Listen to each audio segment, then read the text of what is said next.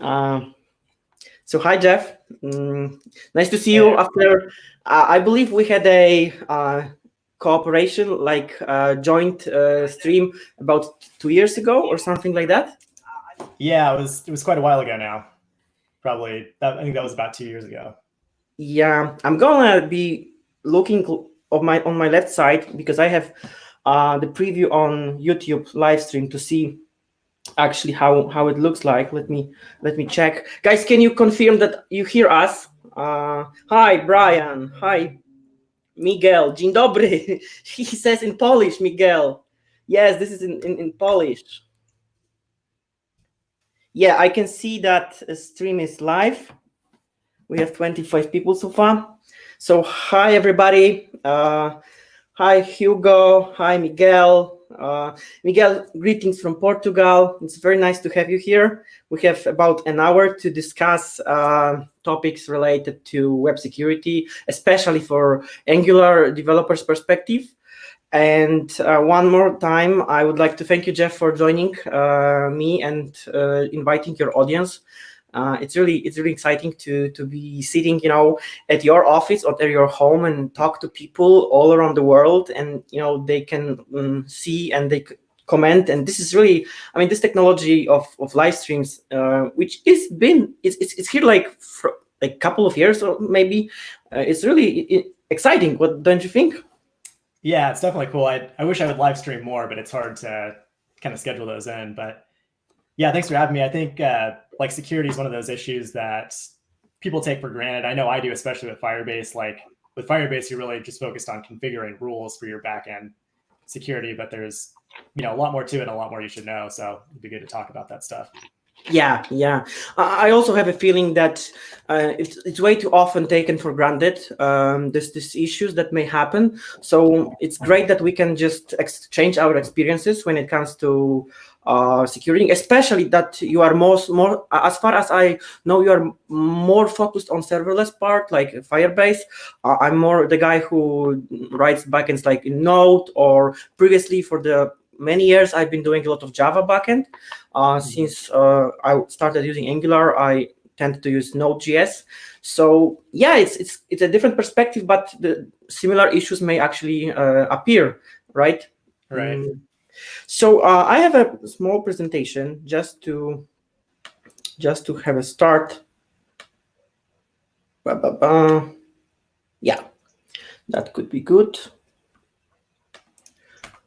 So yeah, I have a slide to introduce myself because most of the audience comes here right now from your invitation on Slack, from your audience. So we all know Jeff, the only Fireship author, which creates awesome videos. So I don't think we need a lot of introduction.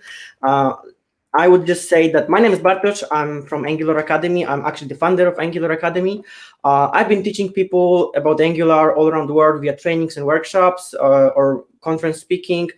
I was also working for companies like Credit Suisse, UBS, or F-Secure, and now I focus mostly on creating content because previously I was doing a lot of, let's say, on-site trainings and consulting. Now I'm mostly online, active online. You can find me on Angular Academy blog or on Devto on Twitter, or I recently created Instagram account, and on YouTube. We are actually on YouTube, so smash that subscribe if you want to have more content. That's enough of introduction. Let's talk about OWASP. So I do have a question for you. How did you learn to code? Do you have a CS degree background, or are you self-taught? Or yeah, actually, I received my master's degree in computer science 5 years ago. So it was a 5-year study of master's with the specialty in software engineering. So basically, it's mostly about designing, and working with enterprise software, building applications for companies. So I do hold master's degree in computer science. And you? nice. I'm mostly self-taught. I have a degree in an unrelated field. So I've learned over the last 10 years, like originally just starting building a HTML, CSS website as a random project, and then learned Ruby on Rails and got some consulting contracts early on, and have just been able to kind of run with that for the last like 7 years now. Yeah, but the last 3 years were super productive from your side when it comes to content creation. I mean, I think you're a machine, man. Yeah, I try to be as prolific as possible. I mean, sometimes when I look at your channel, I think that there must be a group of people behind it who actually creates this content, because it's not possible. There is the one guy who creates such an amount of content. Yeah, I've actually slowed down a lot recently. I was going back. I just migrated Angular Firebase over to Fireship, and I was going back to like July of 2017, and I was pumping out like 15 videos a month, and I have no idea how I was keeping up that pace. Like it's just kind of crazy considering everything that goes into like the article and the video and social media posts and all that stuff. Yeah, but so I'm gonna try and get back up there. Yeah, just out of curiosity, do you also post your content apart from YouTube or other platforms like Instagram or something? So I just started an Instagram account. So with every post that I do now, I'm trying to do just like a little Instagram carousel, because I think it's a nice content format that really complements a video and an article. It's kind of like a really quick, 60-second like overview of everything that's in a longer format video. Cool. So I'm posting that to Instagram, and also I might post some of the 100-second videos to Instagram as well. So just kind of a different format. If what is your handle? What is your handle of fireship.io_dev? Yeah, fireship_dev.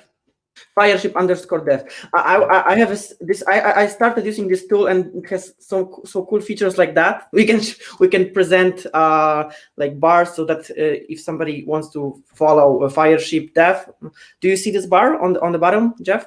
Yep. Yeah, I see it. That's right. Yeah, and also, for example, right now we can say if you want to follow Angular. Yeah, because I followed your steps and also created just before this and then Instagram for Angular Academy. Maybe it also would be a good platform. Cool. So let's talk about OWASP, right? Who actually of you guys on the chat knows OWASP? Because OWASP is like a term for an organization that has very, very important project for developers, and I hope that after this talk you will be aware of OWASP Top 10, which is the document which we are going to discuss during this talk. So let's look at the chat. Let's go back to the chat. Can you guys give a thumb up if you heard about OWASP, or minus or thumb down if you didn't know, which we need to fix as soon as possible. Yeah, let's wait because this is delay. So Jeff, can you decipher the OWASP abbreviation? Oh, no, I don't think I can. It's got to be open web something. Yes, it's, to be honest, I also need to check because it was open web blah blah blah. Yeah, but knowing OWASP Top 10 is something which let me check. The top 10 I am familiar with. I've seen that come up throughout the years, but it's kind of like the gold standard, I guess, for potential flaws in a web application. Yeah, so let me share and show this screen of OWASP. Later, I can do some break for the demo so that we would not fall asleep. Please put the links in the chat. Okay. You are here, so I'm posting the link in the chat of OWASP.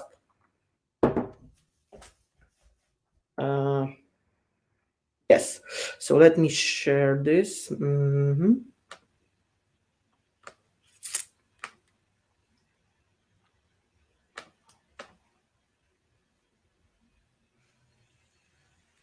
Whoa.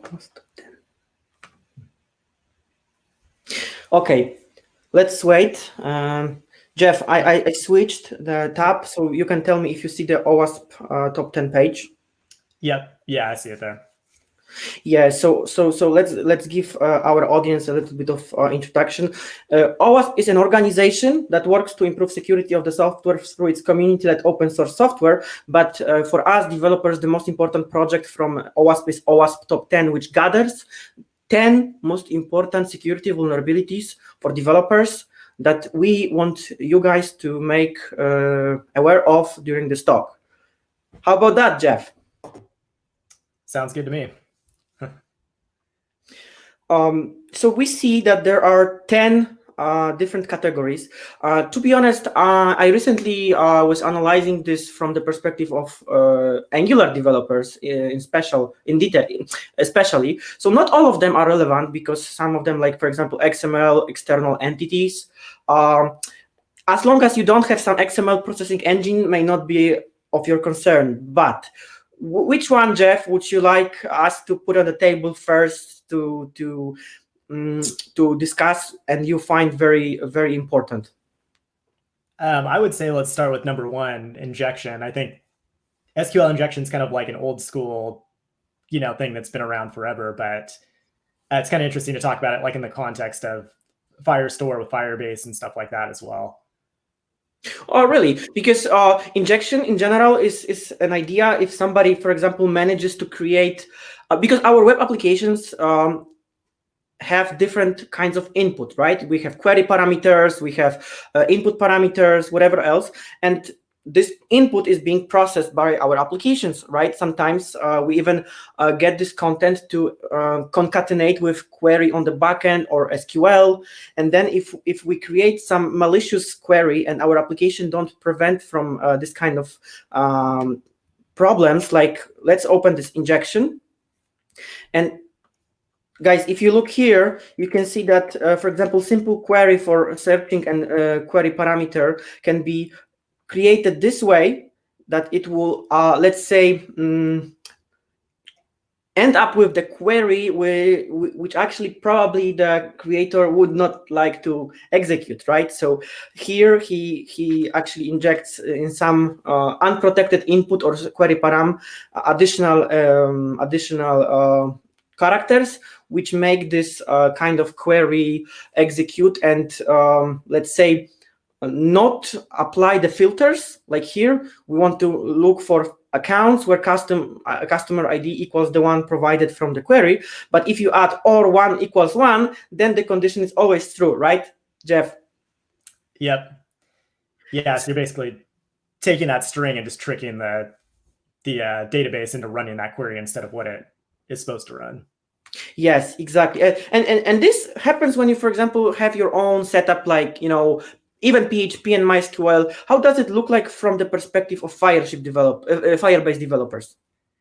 Well, Firebase developers don't have to worry about attacks like this just because Firebase kind of works similar to an ORM. Like there isn't like a raw query you can send to the database that you can like run it natively on the server. Mm-hmm. So you're always, working with Firestore in the context of a REST API or more commonly with one of the SDKs, like the JavaScript SDK in Node or something. So all that stuff is secure by default, but you do have other security concerns with Firestore, which are handled by setting up rules in the backend, which is kind of like its own language for security, like server-side security for the database.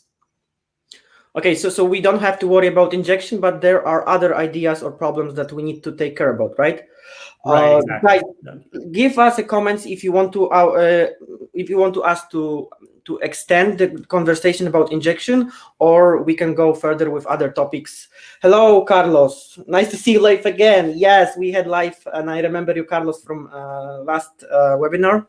So tell us if you want to talk about injection, or we can go to number 2, which is broken authentication.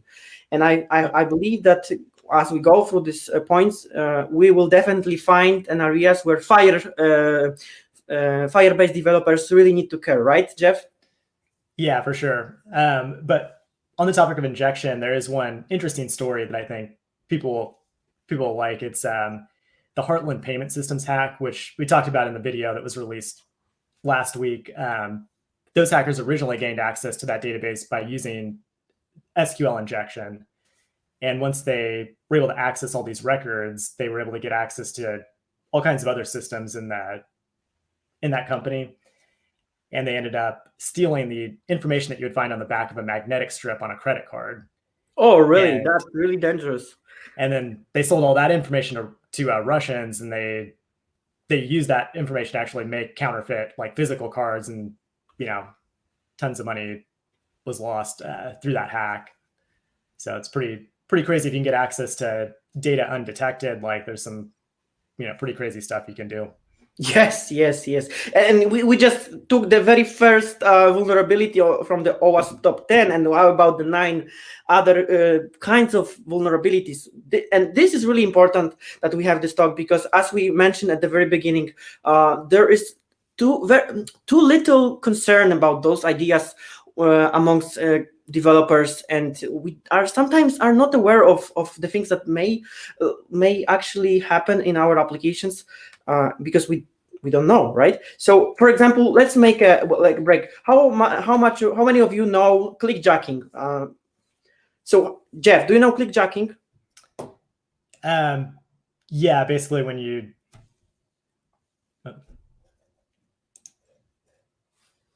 So imagine the scenario, right? That you okay, I wanted to. I thought that I'm sharing clickjacking. Wait a second. Wow, this tool make me. Okay, I want to change. I want to change the screen. So now it would be easier. Yeah.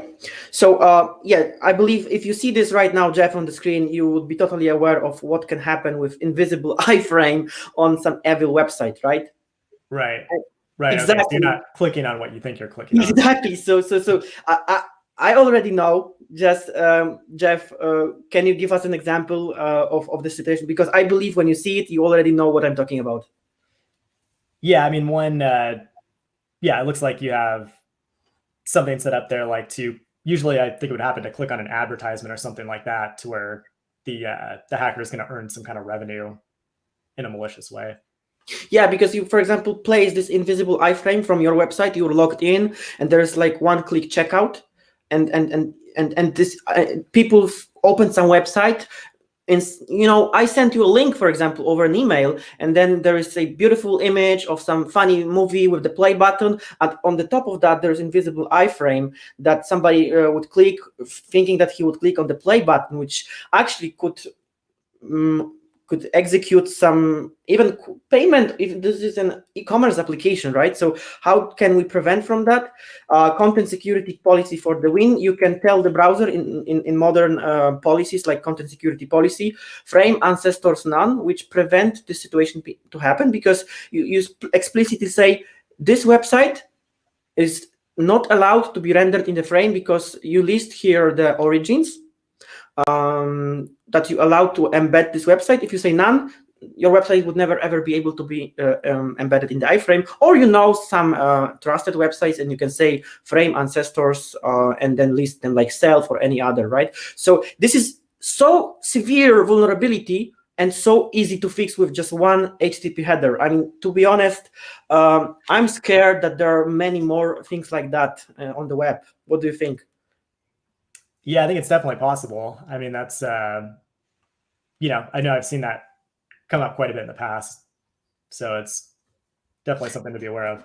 Yeah, especially if, that some things are so easily fixable. The only thing is that you have to be aware of that, right? So you can prevent such severe vulnerability like clickjacking with one line of code in your HTTP headers. So right, yeah. I just don't know what to say, right? So let's go back to our list. Jeff, shoot me with some other, maybe the broken authentication, right? This is also something that I can talk hours about, because this has a lot of implications. I'm going back to sharing. Yeah, it's definitely that's a good one for Firebase developers as well. Yeah, so let me shoot one example from other ideas, other backends, and then you tell us your experiences from Fireship, okay?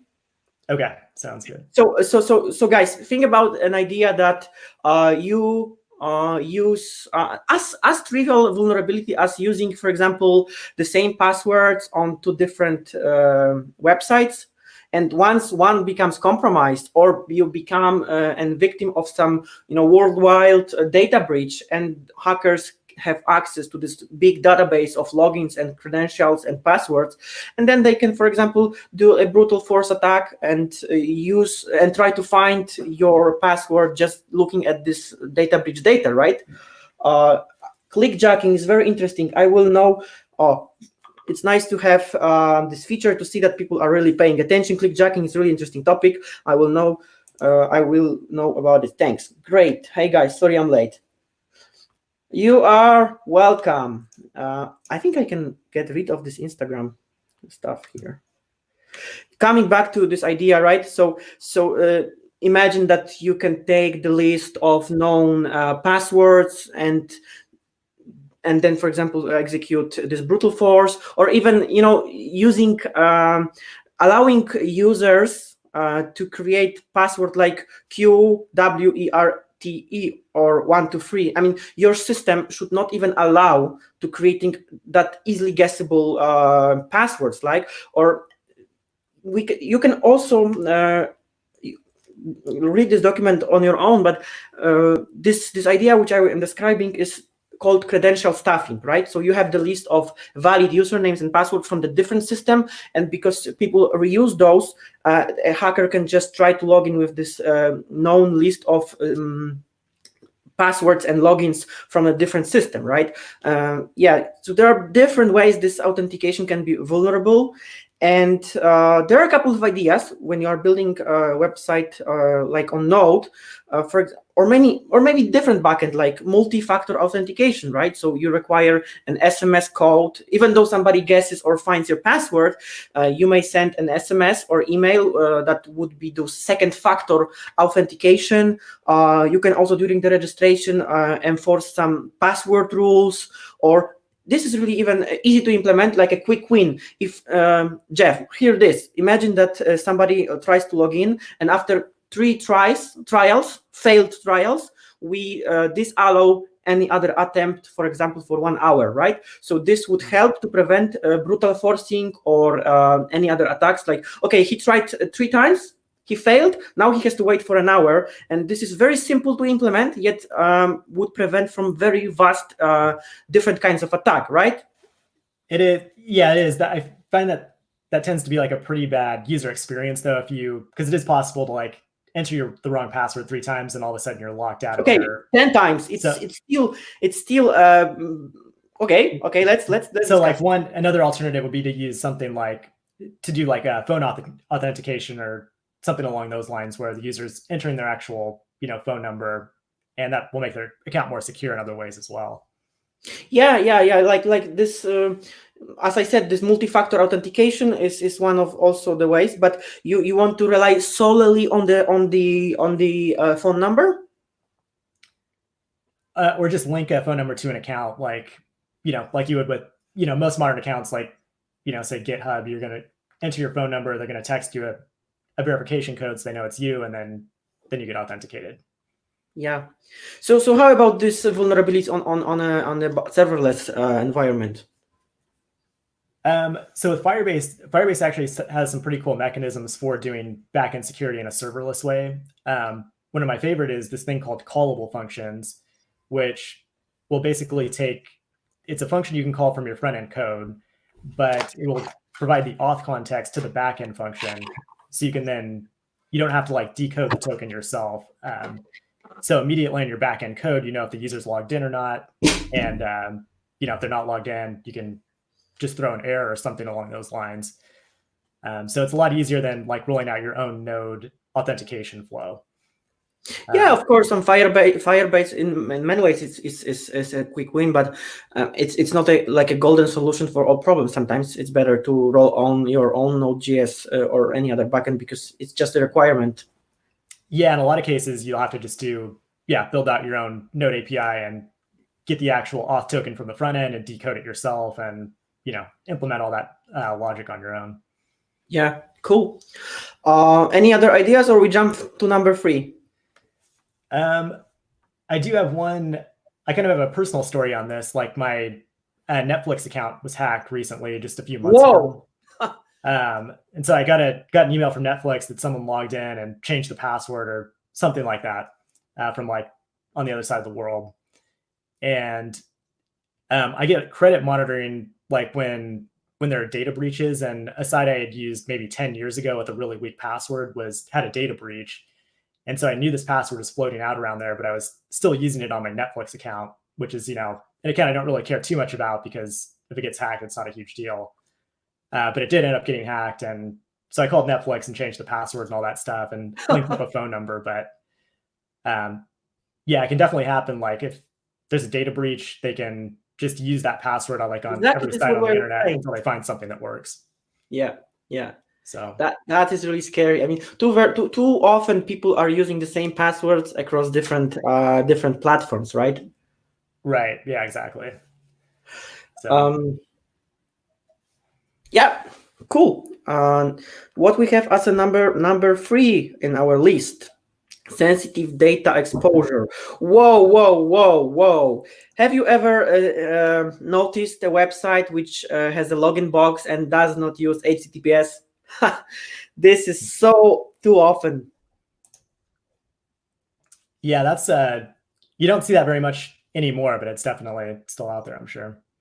Yeah, there are still websites. I recently found out some application that because guys, if you see the website which does not have HTTPS and you see the login box, you have to be aware of that. Somebody can actually be behind your wire. It can be your internet service provider or your public Wi-Fi, and they can listen on the wire and hijack your password. That's it. So I would omit number 4 because we don't. I don't think it's so much relevant for Angular developers as long as you are building some Java XML processing languages and engines. I was about to say engines. So I would go to number 5, which is broken access control. What could be this broken access control? Let's take a look. Yeah. How about situation, Jeff, when you secure your front end from, for example, in Angular, not displaying stuff on the admin panel, but the REST API does not check the proper roles or permissions, and this is something that may be obvious, but I believe there may be a places in the system where we forget, okay, this endpoint is not properly secured. Yeah, it definitely happens. I mean, you can get a false sense of security on your front end code if you have something that feels secure from the front end user's perspective, but anything on the front end can be reverse engineered or hacked in some kind of way. So yeah, it's definitely always something to make sure you have full stack security whenever you implement a feature like that.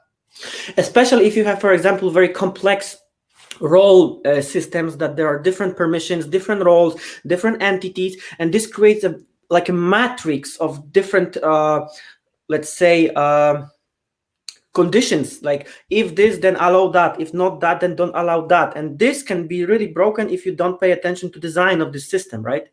Right. Yeah, that's where test-driven development is really valuable, is when you have a whole bunch of different potential combinations of inputs to be able to test those and make sure they're validated whenever you make a change to your code base is really essential, I would say.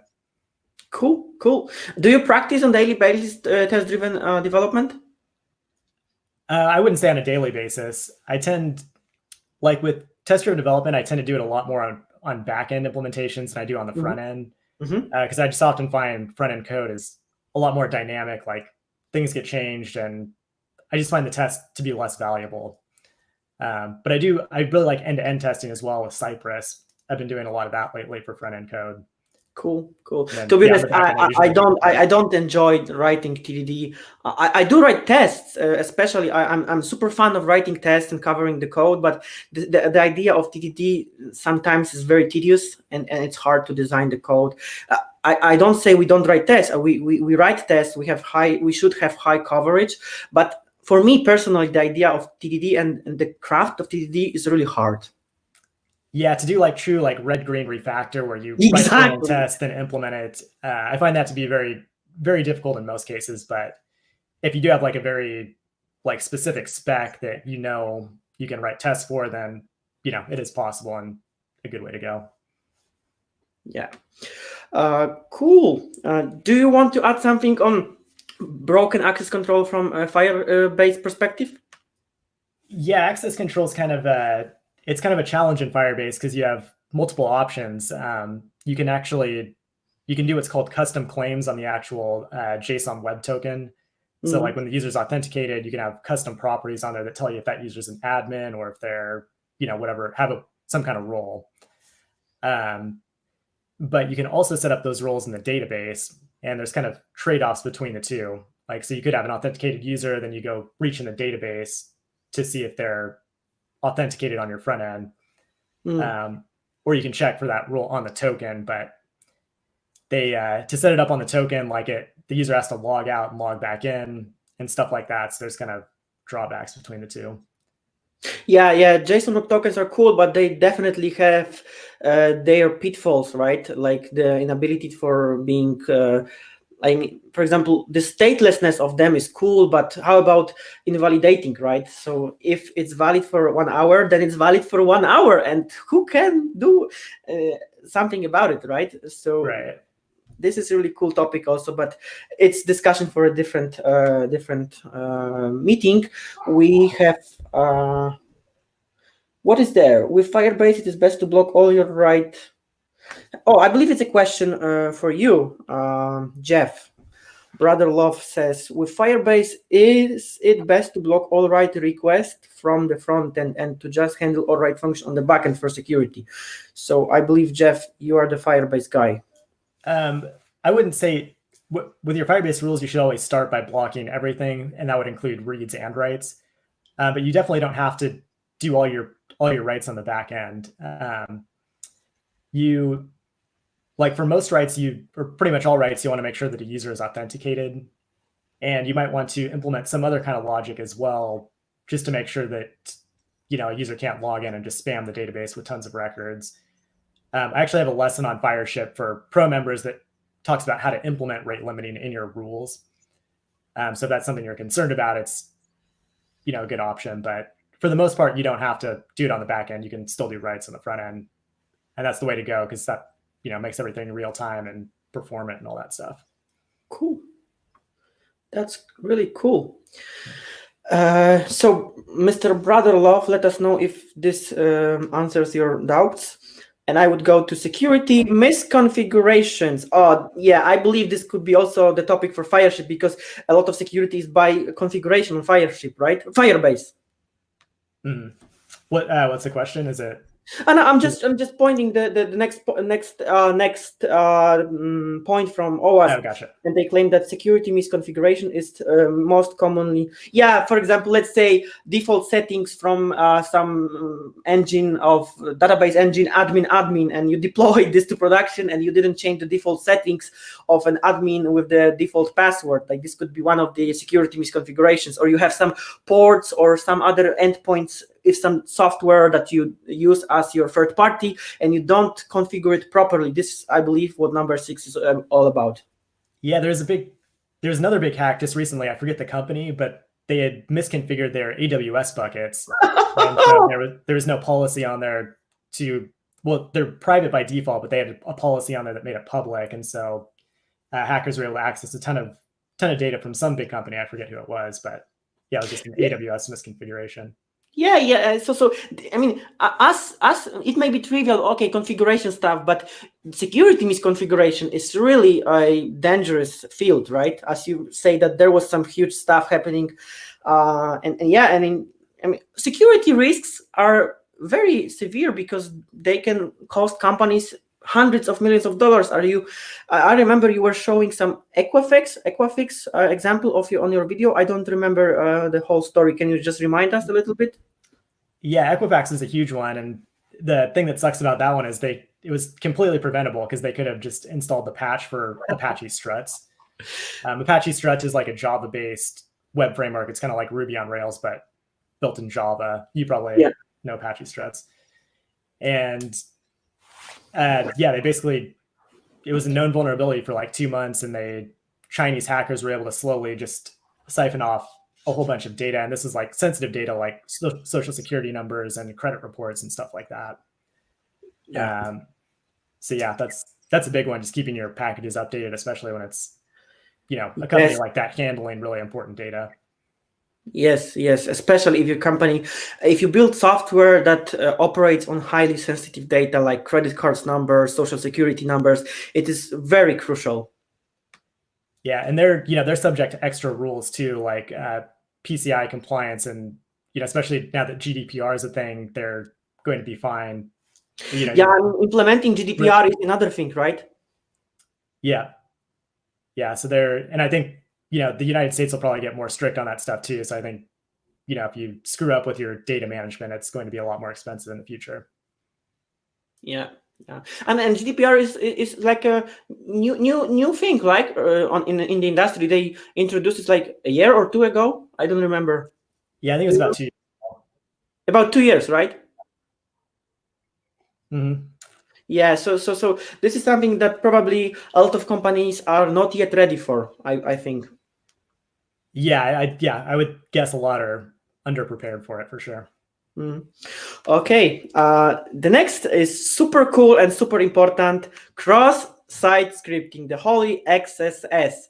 There are different types of XSSs, but in general, right, Jeff, you also had an example that somebody injects JavaScript in the like write a comment in your website. You store this comment on the website, and somebody reads this comment, and then there is a like cookie stealing JavaScript. This is number one, let's say, front-end security issue of all times, I guess.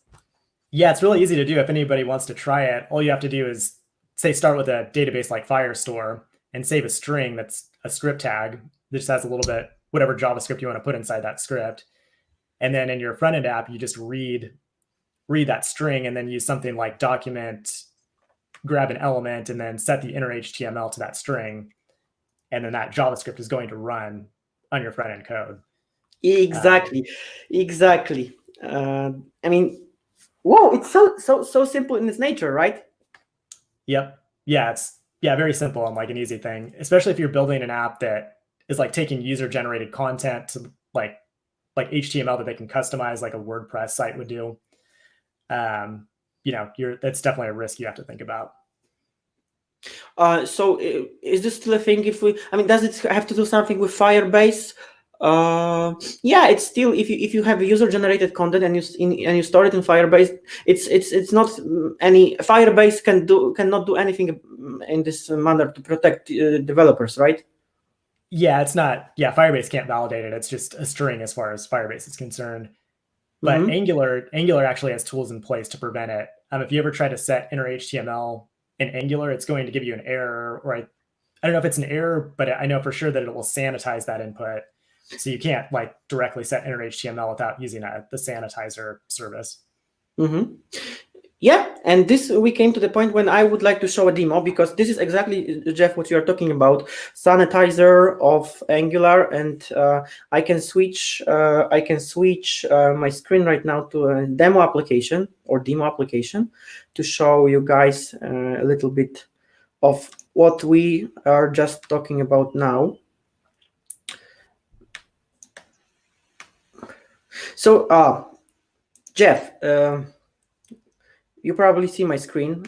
Guys would have some delay, so I would try to explain now. So we have an application that we can, for example, this is just a demo. We have like a product listing and new product and so on, right? I can refresh it, but I would like to have a feature that allows me to inject HTML, right? This is what we talk about, that regular strings are safe, but if you have, for example, this is SVG here.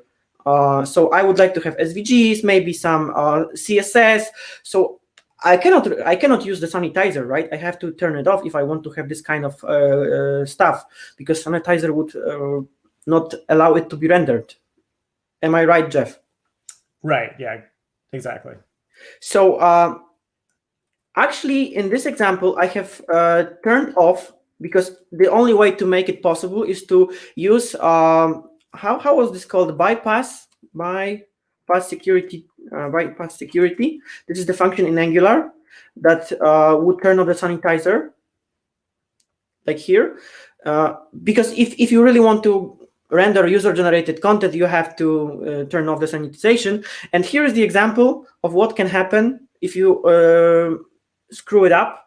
I have refreshed because one of those content elements on this list contains a script that reads a cookie that can be sent to the hacker's machine, and then once he has the cookie, he can impersonate this user, right? So let's for a second think how we can prevent this, or maybe I would also create another content here. I would copy one more thing here. So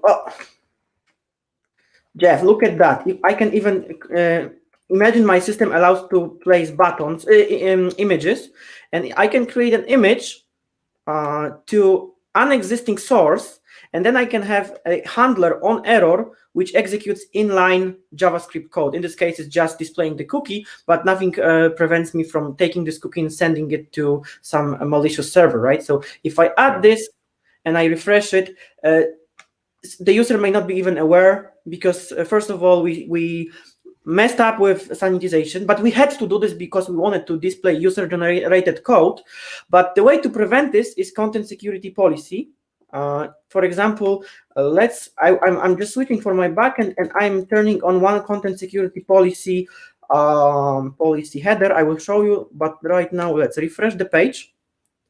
And guys, take a look. We have refused to execute inline event handler because it violates the following content security policy. I switched the content security policy header. I can show you it here. When the products were fetched, server said something like that: content security policy and script source self, which means only scripts that were fetched from the origin that this website is hosted on can be executed. But this kind of script was so-called inline script. And by default, inline scripts are considered harmful. And when you say content security policy script source self, it says that only scripts that were fetched from the origin that the server was hosted can be executed, and no inline script can be executed. And we can see the result: refuse to execute inline event handler. I don't know if you, oh guys, you probably don't see my console. Let me change the view. I can see on my tablet. So in order for you to see it, I will change a little bit the sharing. Blah, blah, blah. And now give me application. Wow, it's going to be a little bit crazy for a second, but okay, we will have some strange effect for a second, but I believe you would see, yeah. So you see in the console, refuse to execute inline event handler because it violates the following content security policy. So yeah, this is one of the ways that we can actually strengthen the security of our website. Jeff, when did you learn about content security policy? Because it's quite of a new thing. It has not been there, for example, 10 years ago. Yeah, I'm not sure. I couldn't even really say there. Yes, because when it comes to the clickjacking, for example, we didn't have content security policy back then, but let me Google. They introduced something which is called iframe options, which was the first way to prevent clickjacking. You can go for iframe options, and it also says, for example, here you have iframe options deny or same origin. And as far as I see, there is no the date where they introduced it, but as far as I remember, it was back then before content security policy was introduced, because right now we don't need this feature to prevent ourselves from these kinds of attacks. Okay, I was not showing my screen. Gosh. So I will copy this to the chat so that guys can actually use it on your own. Guys, if you Google for this, Jeff, can we go with number 8? Now, what about insecure deserialization? Okay. Yeah, that's an interesting one. So Yeah, deserialization is the fundamental idea of sending objects over the wire from the backend to server, right? Right. And for example, somebody can play with your cookies, change the contents, and this is also an interesting case. So you have JSON Web Tokens, and if you don't encrypt it and change the role inside, what can happen? I don't know. You tell me. Yeah, I mean, by default, JSON Web Tokens are encrypted. But what I say that if, for example, you change the content, I will look at my. Okay, here's the thing. Imagine, guys, that you have a cookie ID in your browser, and somebody or the user auth object that says this is an admin, and you send the request with this user auth object to the backend, and then the backend does not validate the data in this user auth object, and just because somebody manually set role of the user equals admin, the object is being deserialized and the privileges are granted on the backend, which is huge risk. This is insecure deserialization. I again need to turn on the sharing, and in between let's take a look what people say in the comments. Chrome tab, web security, OWASP, top 10. What we have in the comments.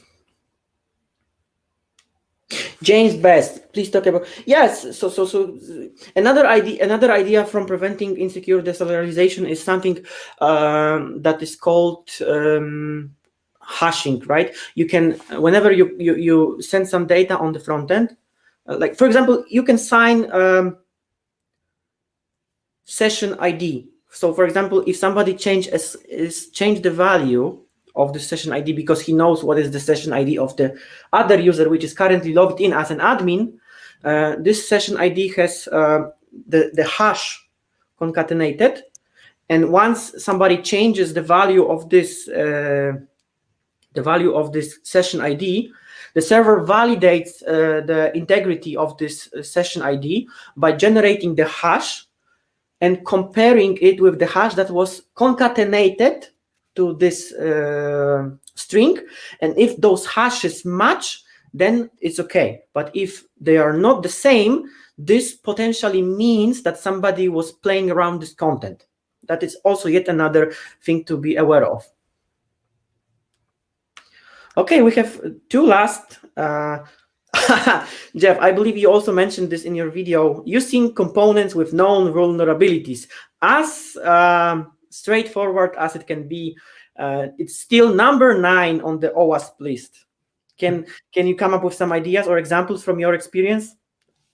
Well, I mean, like anybody can go into their JavaScript project and run npm audit, and that's going to give you, a full list of all the vulnerabilities that are in your code base currently. And it's kind of cool because you can go to the links that those vulnerabilities are, like to their actual bulletin notice or whatever it's called on npm, and see what the actual flaw is and see if it's been patched also. But yeah, usually especially in JavaScript, we're using so many open source projects and so many dependencies, generally speaking, that there's probably going to be, some vulnerabilities in every single code base out there. Mm-hmm. Yeah, but npm audit is a very handy tool to stay on the top when it comes to those security risks. Yeah, for sure. And that would, the Equifax hack would fall under that, using a component with known vulnerabilities, because they, could have patched that months ago, but they just, yes, one single line of code, right? Right. npm audit, as simple as just enter the single command line. Right. Yeah, it could have been that easy. But yeah, it's cost them over $1 billion. Yeah, so if you have a lesson on Fireship Pro, you guys should definitely apply for this to learn, because the price can be too much higher. And the last, but not the least, insufficient logging and monitoring. I also have some notes on my screen, which can be, your system experiences a data breach and no one notices it, or notices it after a very long time. You don't log failed. You don't log failed logins in your logs. You don't log high-value transactions. You don't generate meaningful errors with enough descriptions. You don't even have logs at all. And this also is very crucial if you have like system on production that you want to have it secured, right, Jeff? Yeah, for sure. The nice thing about the cloud nowadays is like almost all services can implement some kind of logging. So you have like a really good audit trail for whatever you're doing in the cloud. But if you're rolling out your own stuff, then it might be, a little more challenging. Yeah, exactly. Whoa, it's almost an hour. Guys, do you have, because actually we have went through like the top 10 security vulnerabilities for developers. And this is just the beginning of the journey of learning about secure software development. I'm focusing on this topic recently very hard, very tough, because I personally think it's way too little effort put on the security of our applications, because, for example, Angular developers, are proud of building fast, amazing, fast and amazing applications. Everybody is happy, but we are not putting enough stress on the security. And I'm on personal mission to help people on the internet build more secure apps. And if you have any questions, just shoot them in the comments. Jeff, do you have any nice, because we are almost wrapping it up, because it's almost an hour. Do you have some story maybe to share or some other things that you would like to tell us? Not really. If anybody's in Southern California, I'm going to be at a conference called Git Merge. It's on March 4th in a couple weeks. So if you happen to be in the area, or if you're going to that conference, send me a direct message somewhere. That's great. I wish I could attend it. And then aside from that, I've got, a whole bunch of ideas. I'm trying to put together some pretty cool like new demo apps and things like that, and some like reusable components. But I'll keep you guys updated on that on the main Fireship channel. Yeah, we are all subscribed to Fireship, so we will definitely be informed when you release some new cool stuff. Nice. Yeah, I got some cool ideas that I want to get out there pretty soon. So, guys, we have like 5 minutes or 8 minutes, so I would like to tell you just one more thing, that recently some people already are aware of this idea that are following Angular Academy, that when it comes to this kind of things, like I released on Monday Angular Enterprise Security Academy, which is a 10-week program that would help you master, or at least feel comfortable when it comes to web security, and implement a role-based enterprise-grade authorization in Angular and REST API. So basically, it's like a missing element. It's a 10-week program. You need about an hour or two a week to make you confident about web security, and provides most important theory and coding practice. And most importantly, we are on Slack. We have like the community, which you have my full support, and we collaborate and integrate with each other in a special, only for students, closed Slack channel. It's a full online program, on-demand videos, new materials every week on Mondays. You also have homeworks, and every Thursday we go live and meet face-to-face in special online platform to work on your code, answer your questions, review, and stuff like that. So it's really very intense interaction with each other to make you really learn this stuff very, very, let's say, seriously, because I believe this is important. That's why I take it seriously. And everything in extremely supportive, practical fashion, no BS. And just one side note before I show you the website where you can join if you like. It's not just about the knowledge, because knowledge is free online in scattered, fuzzy, distributed, ambiguous forms. It's about the knowledge that is curated, systematized, interestingly delivered in easy, digestible way. So it's a system, and also we have a community that you will never feel alone in your challenges when you join our academy. So you get the solid understanding of web security model, hands-on experience and implementation of role-based authorization, web security vulnerabilities and prevention methods, and Angular and backend API. is going to be our practical part in this program. And just going briefly through the agenda, like cross-site scripting, content security policy, sub-resource integrity, server-side security, tokens, sessions, just 3 modules, then OWASP, cross-site scripting, cross-site request forgery, JSON token hacking, application architecture. This agenda is on the website, which I'm about to share with you, but it's very broad program. Client security implementation, API security implementation, roles and account management, GDPR, and legal guidance as a bonus module. And then you receive 10-week learning program, 10 live coaching sessions, GDPR and legal guidance, joint working group, all the recordings from the coaching session. And by the way, the first coaching session is today within a couple of hours. And most importantly, you have lifetime access with all the future updates. And I'm not, of course, going to offer you this crazy amount, but this is the worth of it. And also, just last side note, if you Google Angular architecture best practices, there is my article on the top, which became really popular about best practices of designing Angular architecture. And we are going to build the application based on those principles, which I believe is also very interesting. And finally, bit.ly security-academy. The price for this program is $399, but for our friends from Fireship, you can use Fireship 50 code to lower the price by $50. And finally, to this no-brainer decision, as I told you, we will have future editions, extending it with modules like single sign-on or OpenID.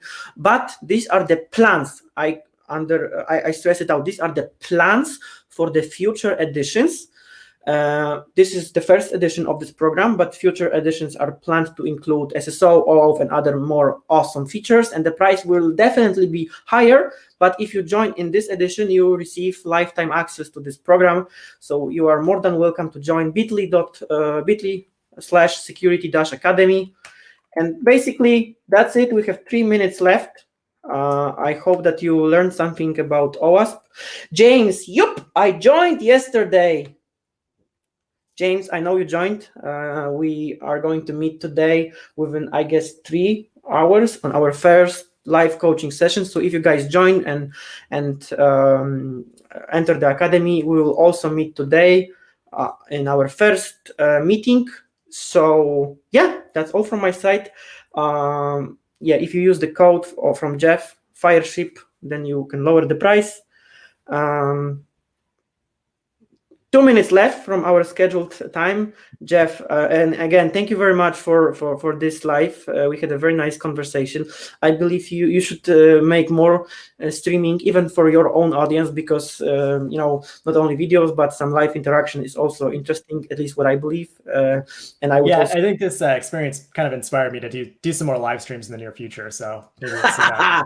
Yeah, and I'm more than happy to collaborate with you in the future. And guys, if you also enjoyed this, you should you should subscribe this channel, because that's why you would be notified when I go live and I release my new videos. And I'm really happy that you are inspired, Jeff, to do more live streams for your community, because your community is huge. And I cannot even, I remember when we did first collaborations about 2 years ago. Do you remember how many subscribers did you have by that time? I don't remember. It'd probably be, I don't know, around 50,000 or something. Maybe yeah, I remember it was about maybe 30, 40, or 50,000, something like that. But now you have almost 300, I guess. Yeah, pretty close. The goal is to get to 1 million at some point. That's like the next milestone. But that's God, million subscribers for developers all around the world. That's crazy stuff. Yeah. Yeah, but you really deserve it. You really deserve it. Oh, thanks, man. I appreciate it. One last minute before we go, guys. Do you have other questions? If not, just give the like to this video, and let's see you in the next great talk, Omar. Yeah, great. Looking forward. Jeff, looking forward to more Fireship live streams. You have to be more. We'll do it. I came up with some ideas in my head just now, so we'll do it soon. Great talk. Thank you, guys. Yeah, I will just Thank you, guys. Thank you for the show. Thank you both. Yes, we just spent 1 hour together. Jeff, I will message you afterwards. One more time. Thank you for this meeting. It is a pleasure always to discuss such interesting topics with such smart people. And definitely, you are the most prolific content creator in front-end developer world I have ever met in my life. Yeah, thanks. Yeah, thanks for having me on. It was fun. Yeah. Cheers, guys. All right, see you later, everybody.